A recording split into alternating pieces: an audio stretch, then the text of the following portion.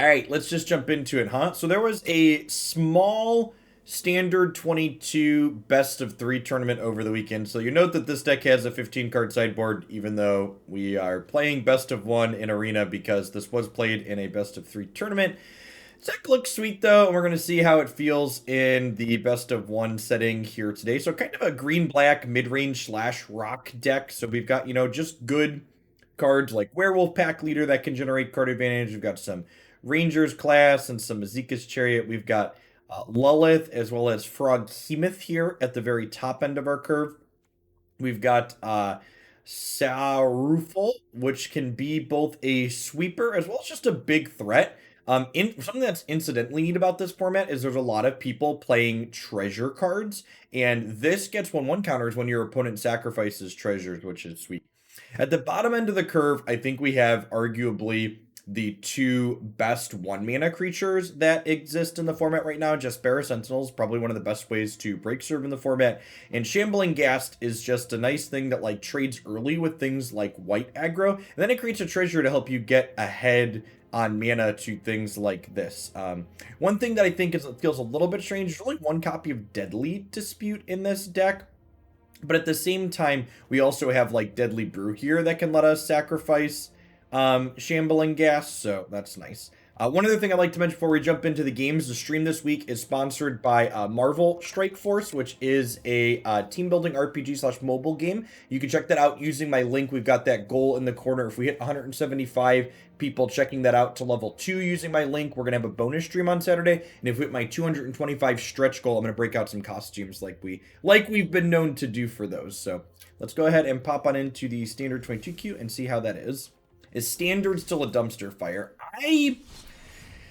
I don't have super strong feelings on actual factual regular standard, other than the fact that I know that regular standard is just hasn't changed. It's just the same as it's been since Ikoria released, basically. And I don't really have an interest in playing that format more.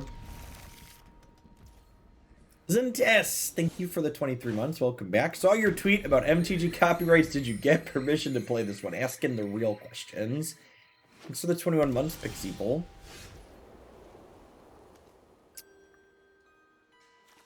Go ahead and play both my 1-drops out here, I think.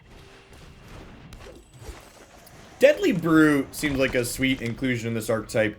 Each player sacrifices a creature, planeswalker. If you sacrificed a permanent this way, you may return a permanent from your graveyard to your hand. This works especially well with Binding the Old Gods, because this is a permanent that is a removal spell. So you're like your Doomblade can pick a Doomblade back up in a way, or your Edict can pick back up a Doomblade. Would like to power word kill that one, please.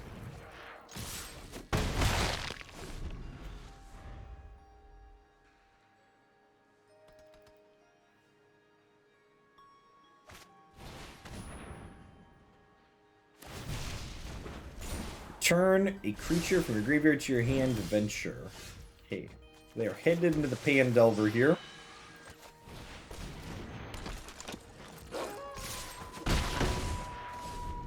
Crunch, crunch. Hey, thanks to whoever checked out the Strike Force promo. Appreciate you.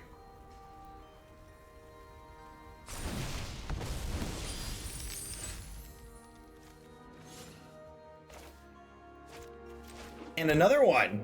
Y'all are great. Good morning, Hoglandia. Yeah, when you hit level 2, that should be the...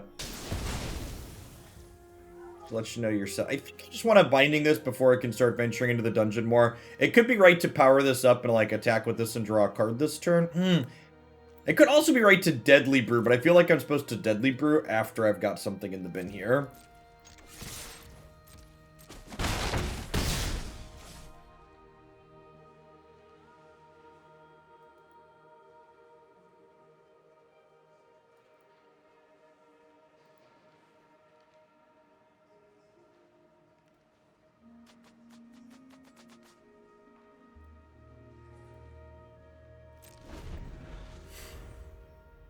Heyo, look at that. Doubled from 3 to 6 real quick. Yep, you have an adventurer.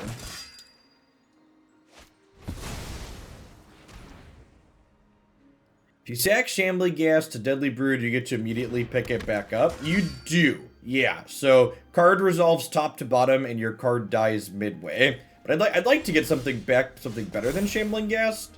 Although, with this board state, maybe that's not the case.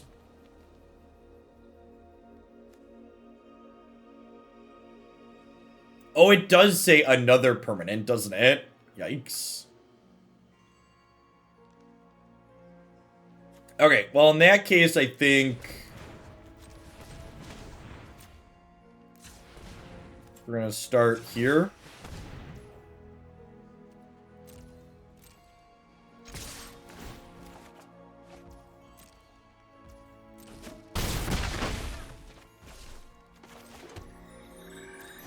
So one thing that might be amiss in this deck is this deck isn't playing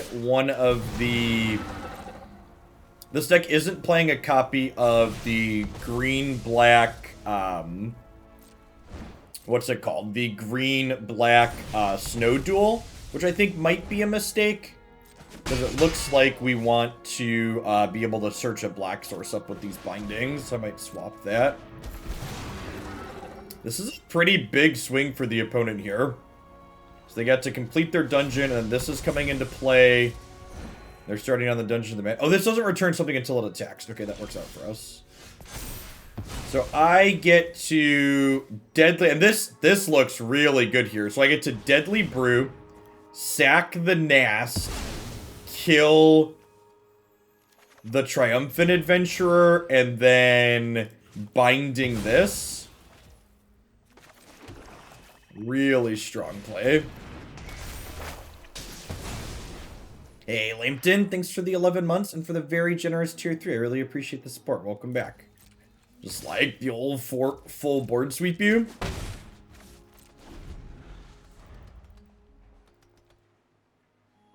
Be rich, thank you for the 41 month. Welcome back. Good morning.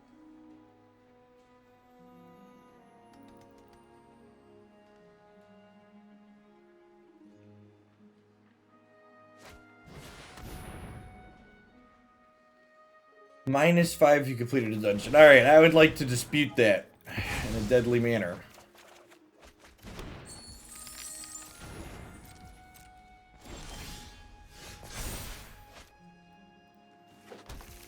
Welcome to the Hydra! Make this a 4/4. We can still do this. Crunch, crunch. Solid start here.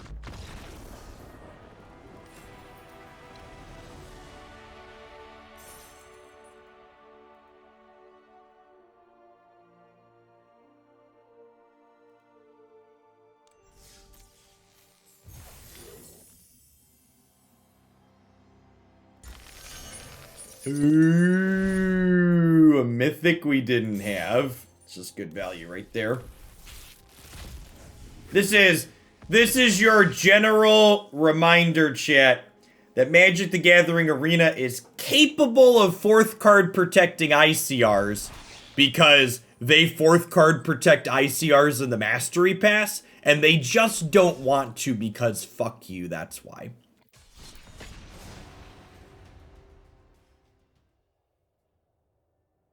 Yes, they choose not to protect your free cards.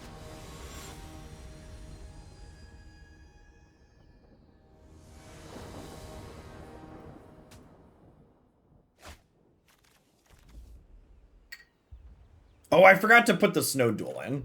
I'll write it down so I don't forget it for the next one. Well, and this is a small amount of awkwardness. I think we keep this, but you can't really go Ghast into Werewolf Pack Leader, huh?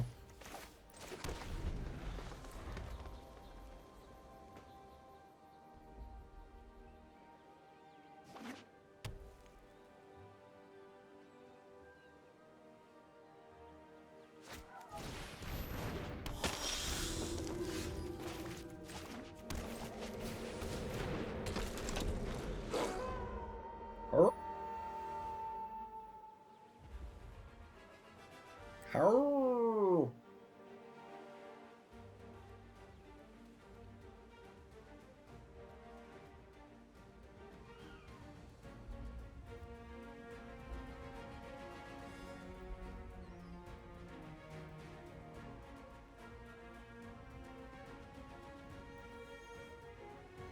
Hey, variants, half a year, isn't this still March 2020? We're slowly moving past that, kind of, sort of. Maybe, a little bit.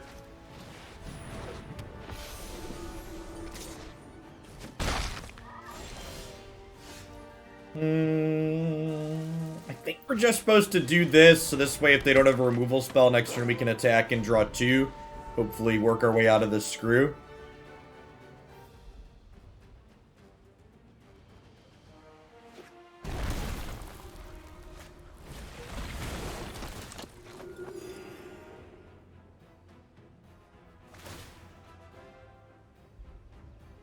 This Bolt land might be one of our saving graces this game.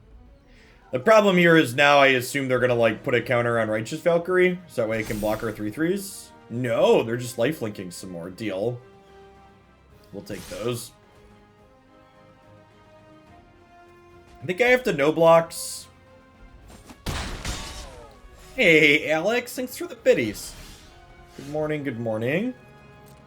You have a Vanishing Verse here, I'm gonna concede because we don't have any lands. Okay.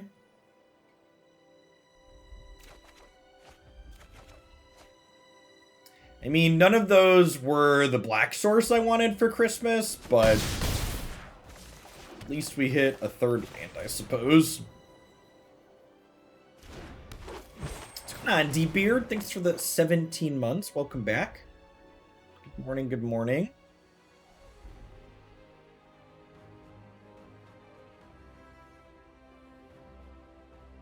BT Dubs, if you are a non-sub who checks out the Marvel Strike Force promo and you'd like your free gifted sub, drop me a DM of a screenshot of your account at level 2 and I'll get that taken care of after the stream today. I've been known to wear a costume or two on occasion, Scissor. Yeah, they had the Vanishing Verse and just didn't want to deny us the card draw.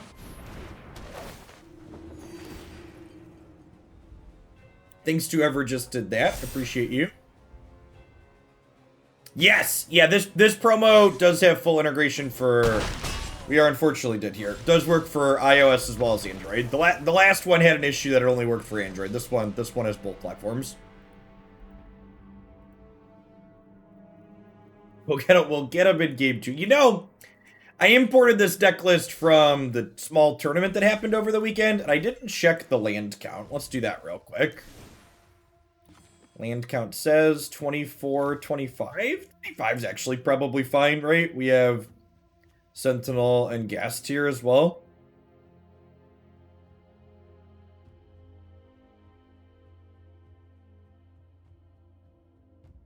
It's cute. Yeah, let's put a one of Snow Duel in here. Over one of these campuses, I think, because the Binding of the Old Gods notably only searches forests, so this is a forest that's also a swamp that this can fish up. So playing one of these that doesn't have the scry upside but has the ability to be fetched with this in a pinch has value, I think, because we do want second black on occasion. Why Feign Death over Malakir Rebirth? Because the deck I net decked like some kind of scrub had that one in it. And you're right, it doesn't have the flexibility to be played as a land, but it also doesn't lose us 3 life when it happens. Or 2 life when it happens. Mana seems difficult to cast Pack Leader on curve. I'm going to give you a timeout because you didn't show your work. Because I'm gonna tell you, I looked at the mana base and the mathematics of it say that casting Werewolf Pack Leader on curve actually isn't difficult. And this hand actually shows a good example of why. With Jaspera Sentinel, we actually have 24 green sources in this deck, which is an appropriate rate. I think it's actually above the appropriate rate. I have to check offhand to cast this card on curve. So again, what frequently, and this is something that's very common when people talk about mana bases is they'll just be like, they'll look at the mana bases and just be like, oh, Jeff has 4 swamps, so this card is hard to cast. You're not supposed to look at the number of swamps to figure out if something's hard to cast. The thing that determines if something's hard to cast isn't the number of swamps I'm playing, it's the number of green sources I'm playing. And this deck's playing enough green sources past its 4 black-only lands to cast this card.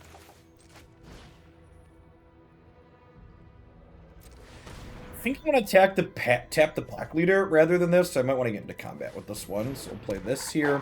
Big Fig and Godlike Oreo both coming in hot for the 12 months. Let's dole some Night Swords out this morning. Welcome and thank you, folks.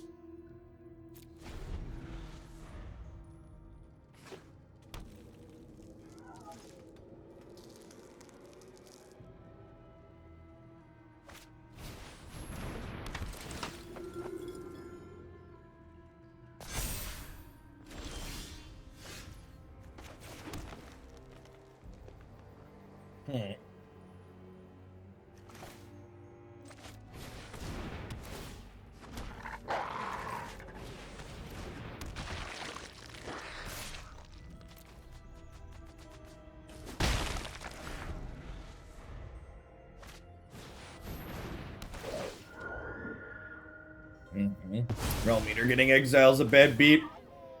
You probably shouldn't have attacked with this because of Skyclave Apparition.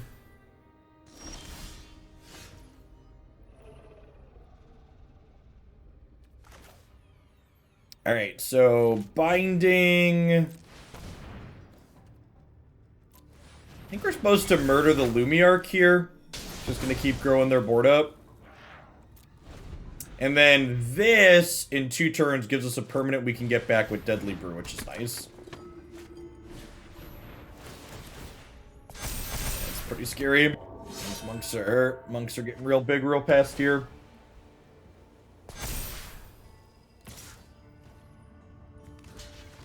This attack seems loose. Because now I get to kill this. Doing well, Devil. Good morning and welcome back. Thanks for the 15 months. Okay, so then I think at this point we Deadly Brew, sack the gas. Oh, now they get to just sacrifice the Usher, right? All right, yeah, this sequence. I should have waited for the binding. I think here. Yeah, this was bad. In my head, I was like, oh, the gas trigger kills this, but they sack simultaneously. That's definitely how magic works. I'm not sure we're gonna be able to keep up with these monks. Needed to pick this back up with the Deadly Brew.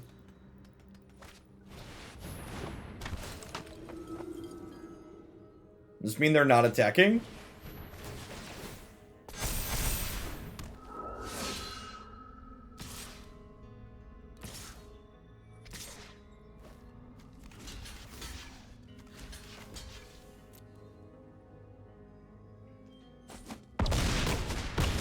Okay, so they are out of cards in hand.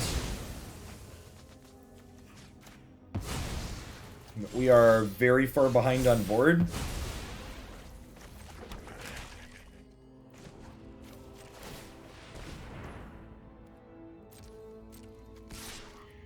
I guess we'll attack with this and make it bigger.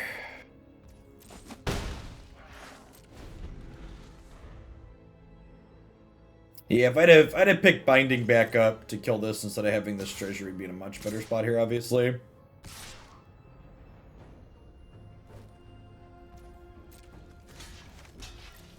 Block here, go to 6.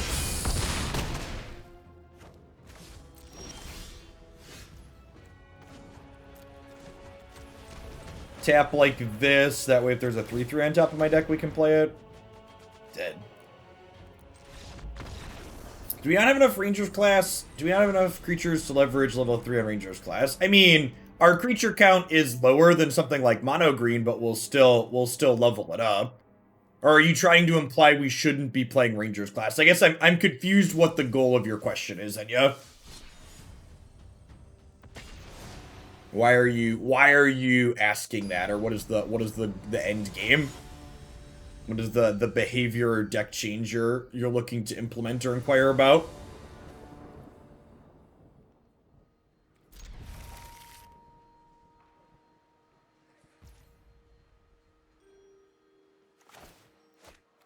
Oh, should I have leveled it with the treasure? That's a better question. Yes, probably. It didn't matter, but I missed the fact that the treasure would have let us level it. So in the future, try and be. Oh, this also brings snarls into play untapped. That's something I wasn't thinking of. Gosh, I wonder if these are just better because of the snarl interaction than these might just be better. Hey, thanks to whoever just checked out the Marvel promo. Appreciate you.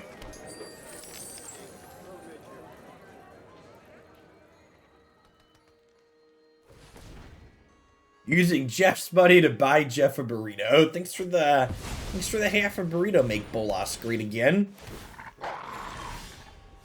Speaking of making Bolas great again, what's it called? Is on my Grixis Bolas is on my list of Brawl stuff. I have that one up for deck voting at some point this week. I imported like 20 Brawl decks. So we're going to do some Brawl deck voting this week for sure. Today's Brawl deck is decided because I had a donation for today's deck. But if we don't have other donations, we're going to have deck voting based on things people have submitted in the Discord. Magical Jobo, thank you for the 10 months. Welcome back. So, Ranger's class is a card that's just good enough on the first 2 chapters that even if your deck isn't infinite creatures for chapter 3, it's still fine, right? Because, like, you're not playing Ranger's class because of level 3. You're playing Ranger's class because chapters 1 and 2 are really good effects, and chapter 3 is kind of the gravy chapter. You're like, okay, we've done everything else we need to do with this card, now we'll do this. Thanks for the 14 months, Atraxis, and thanks for the 6 months, Stroth.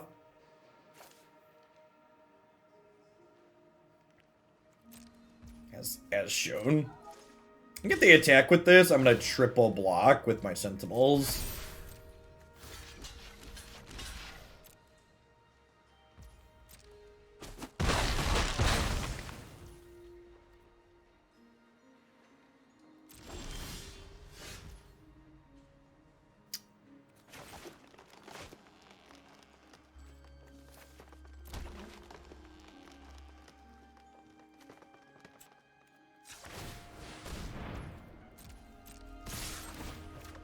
And draw a card, I think, here. I mean, there aren't, like, firm public, these commanders get you into these brackets, Springsbug. If that's the type of thing you're looking for, that doesn't exist.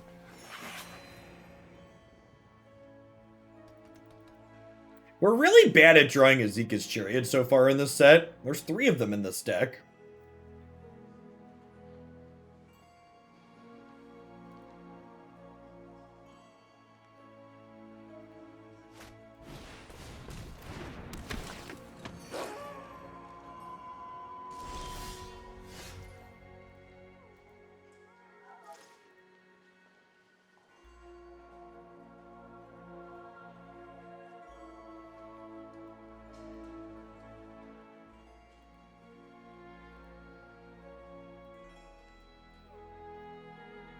Well, shoot.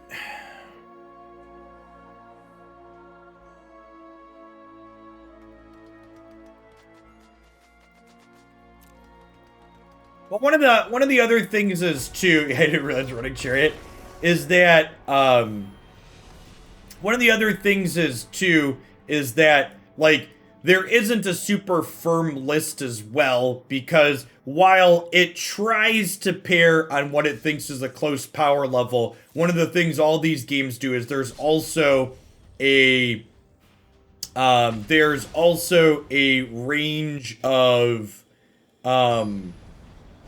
there's also a range that you get into where it expands the search past what it thinks is the immediate power level as it tries to not have people sit in a queue for too long.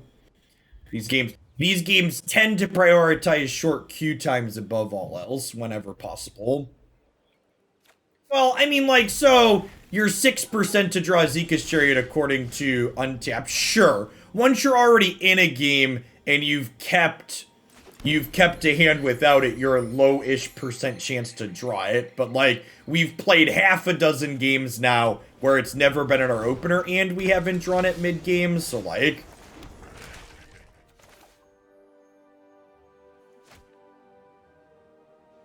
I'm just gonna do this.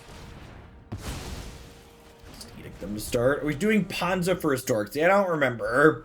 Maybe? I have to look at what past Jeff prepped last night. Hey, look. Complain about your Chariot and shall appear.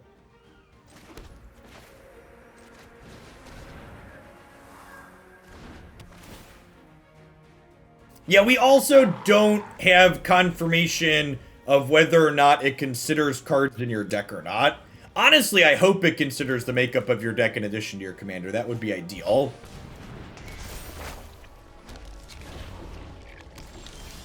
Because while what commander you're playing dictates part of your deck strength.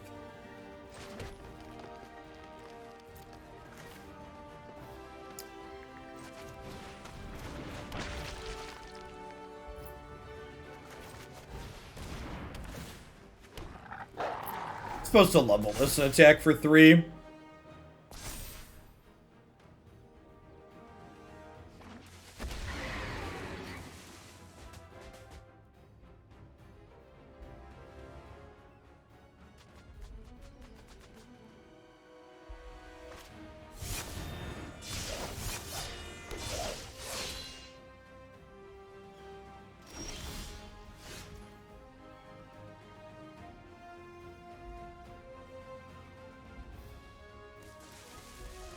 Sweet-ish. Our Deadly Brew not looking particularly exciting here. Something's gonna die to this next turn. I think we just Chariot. Right, Yushirobi, thank you for the 5 months. I appreciate that. Welcome back.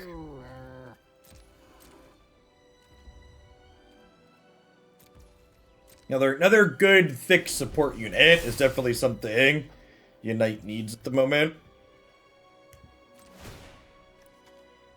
I go ahead and crew the Cadillac before this dies, I think, here.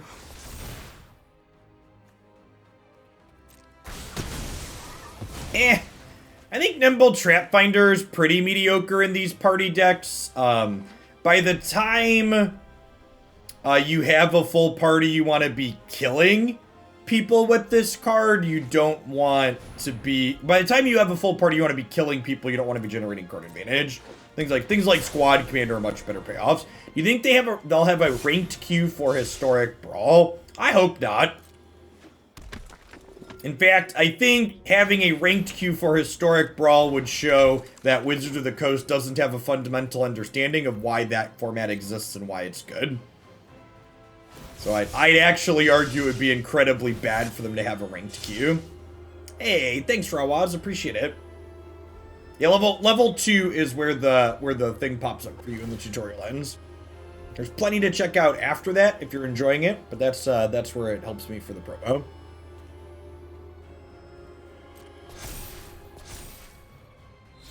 I believe we've died.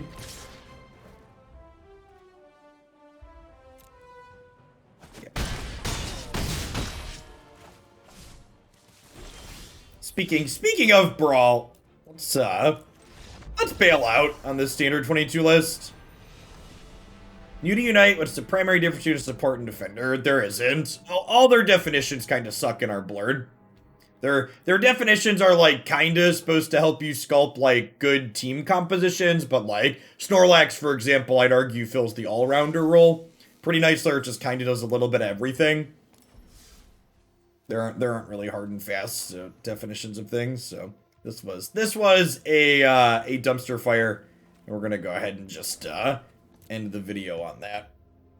Now, I guess one other thing to say there, it is fair to say, and honestly, this is part of why I'm so excited for rotation, is I just can't understate how much I want a best of 3 queue for standard 22 or a rotated standard format, because a deck like that one we're just playing that felt like a smoldering dumpster fire in almost all of those games, it's a mid-range deck, right? And mid-range decks just really struggle with the polarization that a best-of-one format brings. And that's not even something that's exclusive to Magic, right? Like, games like Runeterra and Hearthstone have polarized gameplay in best-of-one. And what I mean by that, for people that aren't familiar with card game terms, is polarized means you're pushed to an extreme. So decks that are really aggressive or decks that are really controlling or combo focused tend to be best in best of one settings. And a deck like that green-black deck that's trying to kind of sit in the middle and be aggressive sometimes and controlling others